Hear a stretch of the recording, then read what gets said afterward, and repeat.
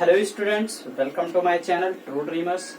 आज हम चर्चा करने वाले हैं अपने एसएसटी में क्लास 8 के हिस्ट्री सेक्शन के लेसन नंबर 1 के बारे में। आज हम चर्चा करने वाले हैं वो क्या है, when, where and how.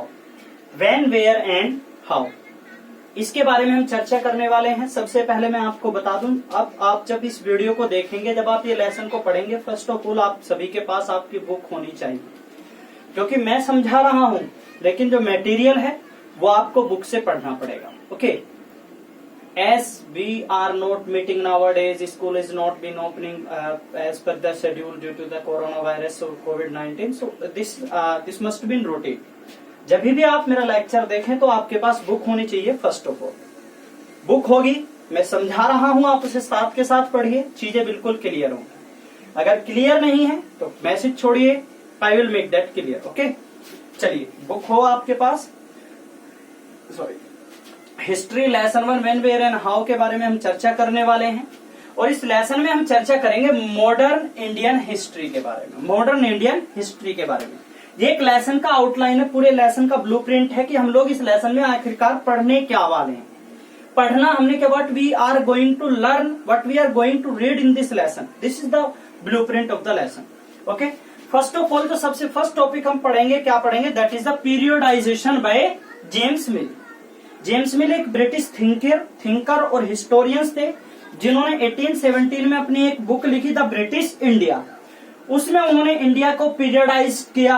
3 periods उन्होंने बताए। हिंदू पीरियड, जिसे एंशिएंट मैंने ये लिखा है हालांकि, लेकिन उन्होंने तो सिंपली हिंदू पीरियड कहा था, मुस्लिम पीरियड और ब्रिटिश पीरियड या मॉडर्न पीरियड। ये क्रिश्चियन भी मैंने लिखा है, to get a good understanding about that. Okay, उसके बाद हम इस लेसन में पढ़ेंगे इंडिया अंडर कॉलोनियल रूल। जो उपनिवेशी राज्य था इंडिया पर, जब हम वो शासन कर रहे थे तो इंडिया क्या था उस समय। इंडिया में पॉलिटिकल डेवलपमेंट आए, बहुत सारे इकोनॉमिक चेंजेस आए। India faced many economic changes at that time, many of the quiet wars. Next was the social changes came in the Indian history, as many social events were also there in India, as sati practice, widow practice, whatever was there, the lower status of the woman. These all things were in India, and this is under the colonial rule. These were the changes. Rise of nationalism, when India was being exploited by the British colonial governors. So there was the rise in the feeling, rise among the Indians, a feeling that is known by the name of nationalism. Okay, and next we will learn about the source of modern history. कि भाई modern history की actual में what is the source of the modern history, that is administrative and non administrative, administrative and non administrative.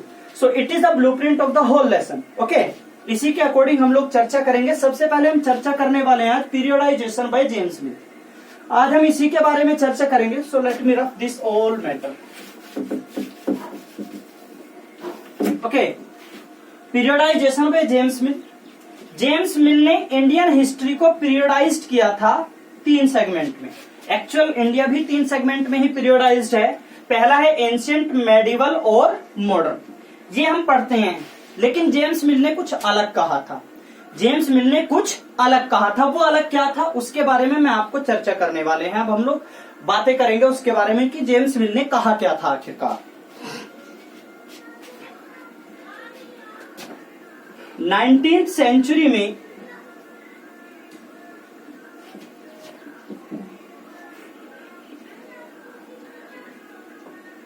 British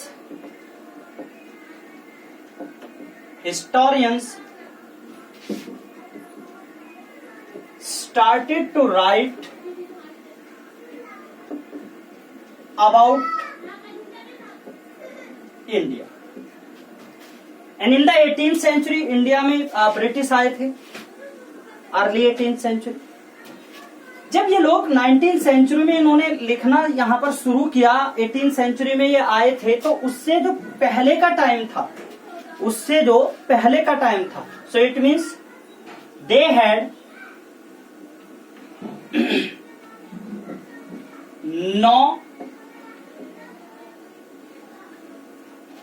knowledge किसके बारे में, pre British period. Pre British period के बारे में इन हिस्टोरियंस के पास कोई नॉलेज नहीं थी। जब इनके पास कोई knowledge means optimum knowledge, that is the practical knowledge, वो प्रैक्टिकल नॉलेज तो इनके पास नहीं थी। So what would they right about this period? They wrote only the drawbacks, जितनी भी कमियां इन्हें पता चली, that is about what? Ancient and the medieval. Ancient और मेडिवल हिस्ट्री के बारे में जितनी कमियां इन्हें पता चली, उन्होंने इन हिस्टोरियंस ने उन सभी कमियों को लिखा। Not a single merit was over there. जैसे कमियां क्या थी? Sati practice, lower status of women,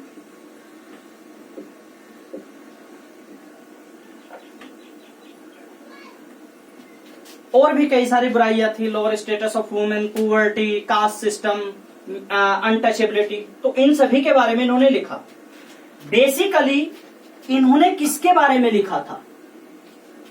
ये जो हिस्टोरियंस थे, इन हिस्टोरियंस ने केवल ब्रिटिश पीरियड के बारे में लिखा था। वो कैसे लिखा था? इसकी कमियां नहीं लिखा इन्होंने क्या बताया? इन्होंने इसे ग्लोरीफाइड किया। दे totally ignored pre British period, that is ancient and medieval. लेकिन ब्रिटिश पीरियड को इन्होंने क्या किया?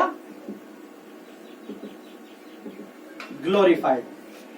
ब्रिटिश गवर्नर जनरल्स के द्वारा किए गए अच्छे अच्छे जितने भी कार्य थे, उन सभी के बारे में इन हिस्टोरियंस ने इंडिया में लिखा था इन द 19th सेंचुरी।